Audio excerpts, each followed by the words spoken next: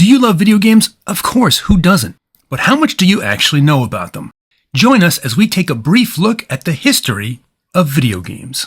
Did you know that gaming existed all the way back in the 1950s? That's right. Back when life was in black and white, computer scientists actually created video games, such as Birdie the Brain, which was a glorified version of Tic-Tac-Toe. There were a few other games like this, but when people think about the history of gaming, even though it goes back to the 50s, they're typically thinking about commercially available games, which takes us to the 1970s. Ah yes, the 1970s.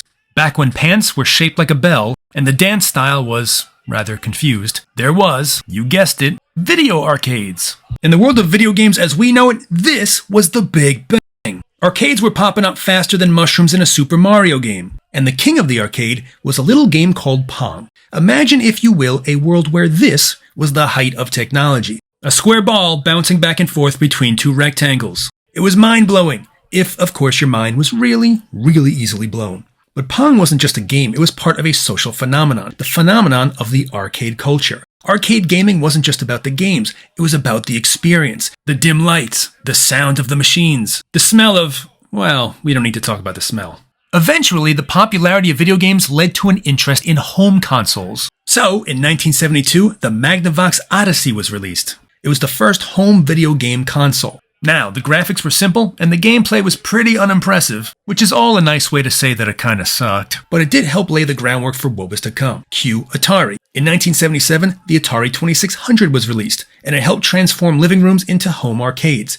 If, of course, you could figure out how to connect it to your TV. It allowed people to play popular arcade games like Space Invaders and Pac-Man right there from the comfort of their own sticky couch. The gaming industry was booming, and everybody wanted their share of the cash. Even companies with no experience in video game development were getting involved, and this led to a slew of terrible games being released, like the notoriously awful Atari game E.T., which was rushed to market and nearly unplayable. The whole game looked like a dinosaur searching through his backyard. It was like video games' version of The Room. Multiple terrible games like this were released, so eventually people were like, these games suck, and I don't want to spend my money on suck. Consumer confidence didn't just dip, it took a nosedive off the Grand Canyon, and it led to the video game crash of 1983, which lasted until 1985, when Nintendo was released.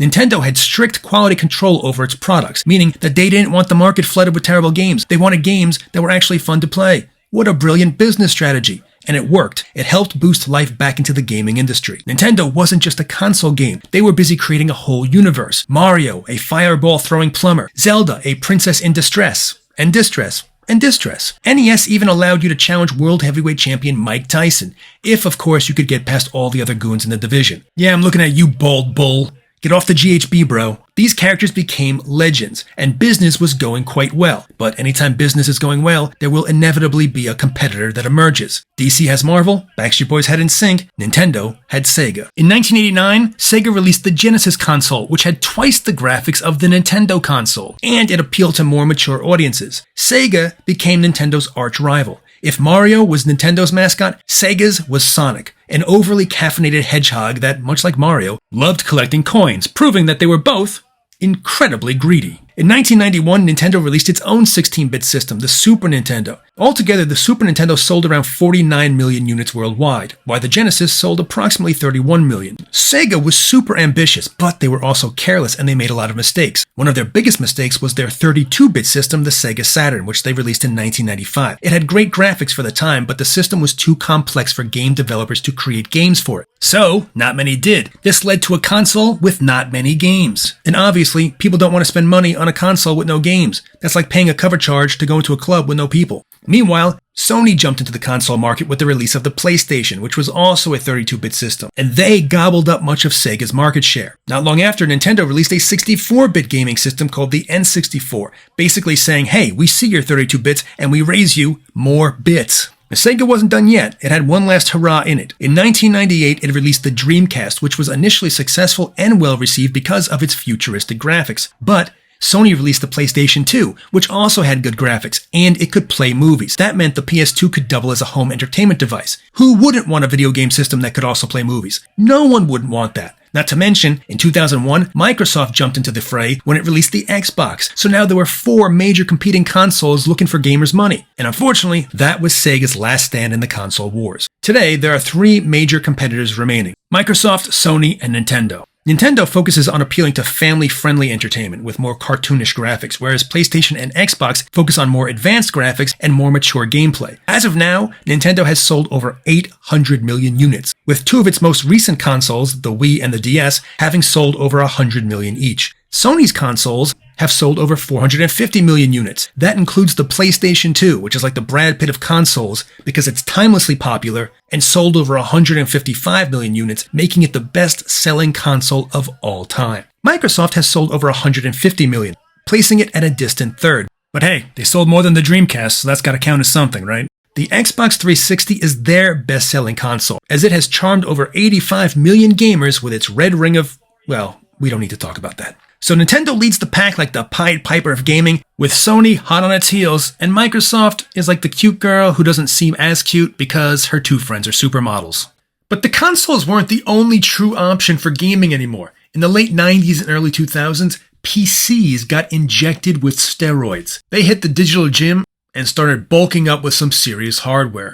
They boosted their processing power, they equipped advanced graphics cards, and they were stuffed with more RAM than a Thanksgiving turkey. And then came the popularity of the internet, which allowed PCs to mix gaming and socializing all into one.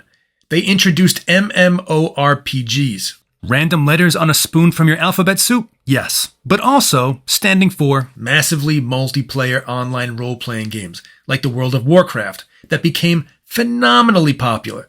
So much so that even consoles eventually had to create online gaming features, allowing their customers to play together online through services like Xbox Live, PlayStation Plus, and Nintendo Switch Online. But one other appeal that PCs had over consoles was the ability to modify games.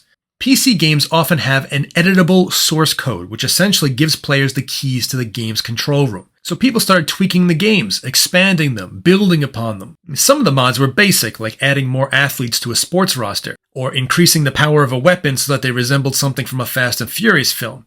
But others were more humorous or imaginative, like adding Super Mario to Grand Theft Auto, a game built around stealing cars and committing crimes. In the wacky world of PC mods, it's not just a game. It's a digital playground where unicorns can compete in the NBA, and your quiet little sim town can suddenly become a dance party for alien invaders.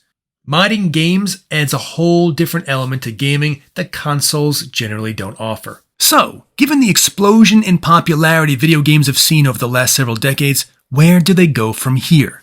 Well, the future of gaming is going to be an immersive, hyper-competitive, and AI-infused experience that might just have us questioning whether we're the players or if we've been the characters the whole time. But one thing is for sure, the history of gaming has been quite a ride, but the future will be virtually incredible to watch.